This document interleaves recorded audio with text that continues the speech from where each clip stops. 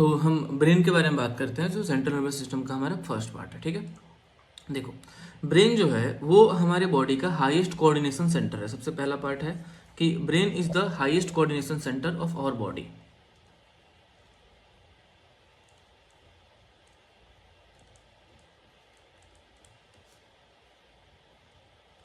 ठीक है, highest coordination centre है जो हमारा कहाँ पे रहता है, इसका लोकेशन है हमारे स्कल में।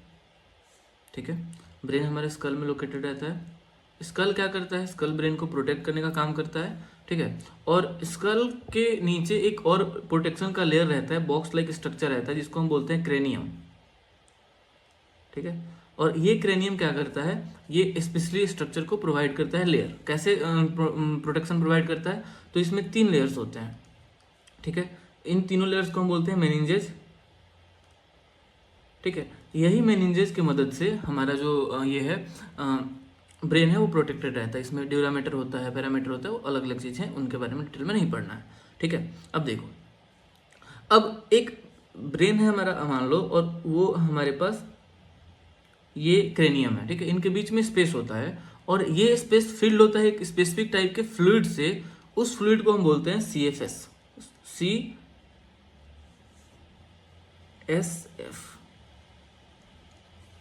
CSF का फुल फॉर्म क्या है, सेरिब्रो और सेरिब्रा स्पाइनल फ्लूइड। ठीक है, सेरिब्रा स्पाइनल फ्लूइड होता है जो कि हमारा क्या करता है, ब्रेन को प्रोटेक्ट करता है मैकेनिकल शॉक से। ठीक है, आई होप यहाँ तक में तुम्हें ब्रेन के बारे में क्लियर हो गया होगा। चलो आगे बढ़ते हैं। अब हम देखो, ब्रेन जो है उसके 3 रीजन्स होते हैं मेन। एक तो है फोर ब्रेन, मिड ब्रेन और हाइंड ब्रेन। ठीक है, जो हमारा फोर ब्रेन है वो है हमारा फ्रंट पार्ट। फोर मतलब फ्रंट, तो ये पूरा का पूरा जो पार्ट है ना, जो इसमें तुम पिंक पार्ट देख रहे हो इस पूरे ब्रेन में, that part belongs to forebrain. ठीक है, उसके बाद बहुत छोटा पार्ट होता है मिड ब्रेन का, जिसमें से सिर्फ तुम्हें हाइपोथैलेमस के बारे में पढ़ना है। और फिर हमारा हाइंड ब्रेन आ जाता है। हाइंड ब्रेन में तुम्हें सिर्फ ये जो पार्ट है, यहाँ से जो पर्पल कलर में तुम्हें पार्ट दिख रहा है पूरा, ये पूरा पर्पल कलर वाला पार्ट हमारा हाइंड ब्रेन है। तो ब्रेन के 3 पार्ट्स होते हैं, पार्ट्स नहीं रीजन्स है ब्रेन के, जो हमारा फोर ब्रेन है, मिड ब्रेन है और हाइंड ब्रेन है। आई होप यहाँ तक में तुम्हें कोई डाउट नहीं होगा। अब थोड़ा सा हम फोर ब्रेन के बारे में अगर डिटेल में बात करना चाहें तो इसके बारे में हम डिटेल में बात करेंगे। फोर ब्रेन के बारे में क्या होता है फोर ब्रेन, तो देखो फोर ब्रेन जो है वो मेनली हमारा बना है एक स्पेशल पार्ट से जिसको हम बोलते हैं सेरिब्रम। ठीक है, सेरिब्रम से बना हुआ है, और सेरिब्रम जो है वो है मेन पार्ट थिंकिंग का ब्रेन के लिए। जो भी हम सोच रहे हैं, जो भी एग्जाम में रिजल्ट कैसा आएगा, सर पास होंगे या नहीं होंगे, वो तुम्हारा सेरिब्रम वाला जो पार्ट है वही कंट्रोल कर रहा है। ये पूरा का पूरा पार्ट देख लो, ये पूरा जो पार्ट है, this all part belongs to cerebrum. ठीक है, ये काम करता है। तो थिंकिंग का काम हो गया, और क्या काम करता है सर, तो ये लर्निंग का भी काम करता है। जो मैं पढ़ा रहा हूँ, तुम पढ़ रहे हो, उसमें यही रिस्पॉन्सिबल है। रीजनिंग का काम करता है। ठीक है, इंटेलिजेंस का काम करता है, तुम कितने इंटेलिजेंस हो वो सभी चीज़ें कंट्रोल करेगा। तुम्हारी पर्सनालिटी कैसी होगी उस पर, और तुम्हारा मेमोरी क्या होगा, वो सारी चीज़ों पे को ये कंट्रोल करने का काम करता है। ठीक है, दिस इज सेरिब्रम। ठीक है, अब यहाँ से हमारे पास क्या होता है ना कि ये हमारे कंट्रोल करता है सेंसेशन को, थॉट्स को, इमोशन को, एक्शन को, ये सारी चीज़ों को ये कंट्रोल करता है। ठीक है, अब देखो, अब हम जब बात करते हैं तो ये जो सेरिब्रम है ना हमारा, इसके भी मतलब कि सेरिब्रम के अंदर अगर हम बात करें तो we have in cerebrum basically, ये हमारा फोरब्रेन का पार्ट है, सेरिब्रम में है हमारा फोरब्रेन का पार्ट। ठीक है, उसके बाद 2 चीज़ें और हैं। एक तो है हमारा यहाँ पे इस डायग्राम में नहीं है, वो है हमारा फोरब्रेन के अंदर, first is cerebrum that we have discussed. Second part that we need to discuss is thalamus, and the third part is hypothalamus. But hypothalamus जो है ना, ये बेसिकली मेन पार्ट है मिड ब्रेन का। ठीक है, तो उसके बारे में हम अभी डिटेल में डिस्कस मिड ब्रेन के अंदर करेंगे। ठीक है, थोड़ा सा सेरिब्रम को और डिटेल में डिस्कस करना चाहें हम, तो हम क्या बोल सकते हैं सेरिब्रम के बारे में। देखो, जो सेरिब्रम है वो है बेसिकली हमारा मेंटल एबिलिटीज़ के लिए, थिंकिंग के लिए, मेमोरी के लिए, रीजनिंग के लिए परसेप्शन के लिए, इमोशन के लिए, स्पीच के लिए, जो कि मैं ऑलरेडी तुम्हें बता चुका हूँ, ठीक है। Interpret sensation and response to pain, cold, heat and pressure, जो भी हमारा सेंस ऑर्गन, जो हमारा सेंस ऑर्गन है, उनके जो भी रिसेप्टर्स हैं, वो जो भी इन्फॉर्मेशन लेके आएंगे वो यही इंटरप्रेट करके उसको इन्फॉर्मेशन को के अगेंस्ट में क्या काम करना है वो बताएगा, ठीक है। अब देखो, ये जो फोरब्रेन है ना, इसके 4 अलग अलग लोब्स हैं, ठीक है। Frontal lobe, parietal lobe, temporal lobe और ओसिपिटल लोब, ठीक है। फ्रंटल लोब क्या है, तो अपने हाथ को ऐसे करो और यहाँ पे ऐसे रखो, ठीक है। जो पार्ट आगे आगे, that all part is called frontal lobe, ठीक है। ये क्या करता है फ्रंटल लोब सर, तो फ्रंटल लोब हमारा मेमोरी, लर्निंग, रीजनिंग और स्पीच के कोऑर्डिनेशन में मदद करता है, ठीक है। उसके बाद आता है हमारा पेराइटल लोब। पेराइटल लोब क्या करता है, अपने हाथ को ऐसे करो और ऐसे रखो, ठीक है। तो ये जो पार्ट आ गया पेराइटल लोब, ये पूरा पार्ट है पेराइटल लोब का। पेराइटल लोब क्या करेगा, तो हमें ये पेन के लिए, पेन होगा, टेम्परेचर बढ़ेगी, ठीक है, प्रेशर बढ़ेगा, इन सभी चीज़ों के लिए वो रिस्पॉन्सिबल होता है। और एक लेवल तक टेस्ट के लिए भी रिस्पॉन्सिबल होता है, क्योंकि उसके पास गस्टेटरी रिसेप्टरी एरियाज होते हैं जो कि टेस्ट को रिसीव करते हैं, ठीक है। उसके बाद टेम्पोरल लोब, अपने हाथ को अगेन लो और कान के ऊपर लगा लो, तो ये पूरा का पूरा पार्ट हो गया टेम्पोरल लोब का, ठीक है। टेम्पोरल लोब क्या करता है, तो स्पीच को अंडरस्टैंड करने में मदद करता है थ्रू द हेल्प ऑफ कान, ठीक है। उसके बाद स्मेल के लिए यहाँ पे भी रिस्पॉन्सिबल होते हैं, रिस्पॉन्सिबिलिटीज आती हैं। और फिर है हमारे पास ऑसिपिटल लोब, अपने ब्रेन को ऐसे लो, हाथ को ऐसे लो और पीछे की तरफ चले जाओ।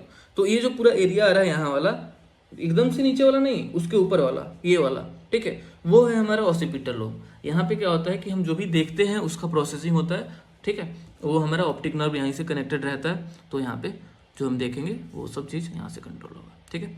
तो ये तो था हमारा फोरब्रेन का कहानी। अब हम मिड ब्रेन के बारे में बात करते हैं। तो मिड ब्रेन में जैसे कि मैंने बताया था तुम्हें कि हमें यहाँ पे मिड ब्रेन के अंदर हाइपोथैलेमस की बात करनी है, ठीक है। अब हाइपोथैलेमस क्या करता है सर, तो अगर हम हाइपोथैलेमस के बारे में बात करें तो 2-3 काम है हाइपोथैलेमस के, ठीक है। देखो, जो ये है ना, इसको मैंने तुम्हें उसमें ही बताया था, फोरब्रेन में भी बताया था, क्योंकि ये हमारा बेस है सेरिब्रम का, ठीक है। यहाँ मतलब जैसे कि मान लो ये है हाइपोथैलेमस, तो इसी हाइपोथैलेमस के ऊपर पूरा लगा हुआ है हमारा सेरिब्रम, ठीक है। तो ये बेस है। काम क्या करता है ये, तो ये हमारा कंट्रोल करता है sleep, awake cycle,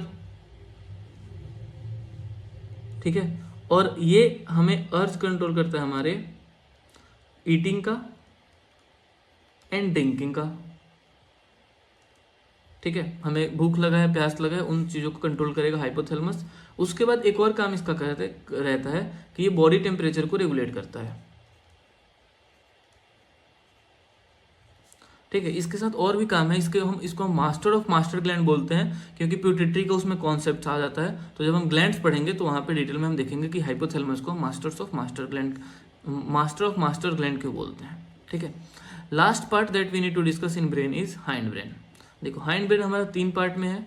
first part is cerebellum, second part is medulla and third part is pons, ठीक है। देखो यहाँ पे क्या है, ये पूरा का पूरा जो एरिया है, this area belongs to hindbrain, ठीक है।